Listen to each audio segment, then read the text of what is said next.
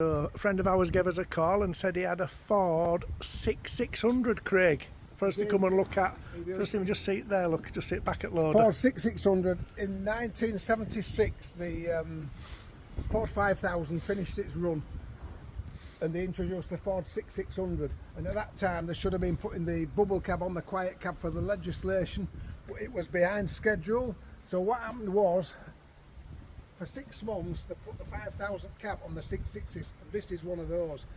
They made a substantial amount with this cab, I think, and so 460s had it on, but they just weren't ready. This is a P reg for this. Did you say, Craig, they only did these for about 6 months? These? Yeah, they only put the cabs on because the bubble cab wasn't ready, so they ended up putting these cabs on. So you've got a number of 600 tractors with the old Ford 5000 cab, and also the engine. Original engine's got that T5 written on block, but flat engine, a good strong engine.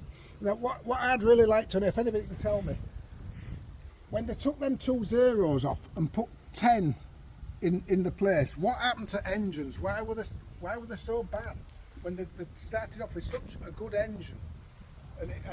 The reliability from the 5000s right up to the end of the 66 run in, I think it was 1982, went 6600 started, and then they started making 6610s.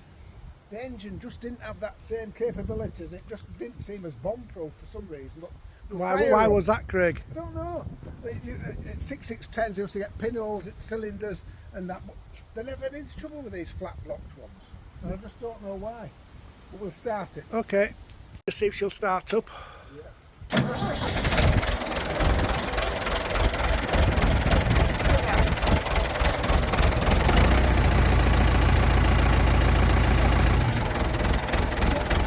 Nice. That's it, straight off. Ticks over like a new one. It sounds well. And engines were just the world beaters. From the 5000 was right up to end at 660s, 760s.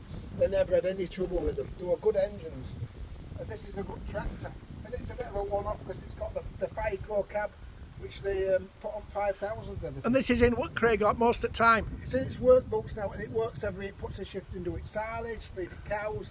It's at it all the time. It's a non-dual power. It's very, very little to go. And it'll be still doing silage in 10 years, won't it? 20 years. With it 20, it'll be still doing the same job. These tractors last a lifetime. Yeah. And some more as well. So. And I'm glad we found this with this cab on, because it's different, isn't it? They only put cab on for 6 months, so I'm glad we've seen it. So there you go, Ford 6600, another lovely find there, Craig. Brilliant. Grand.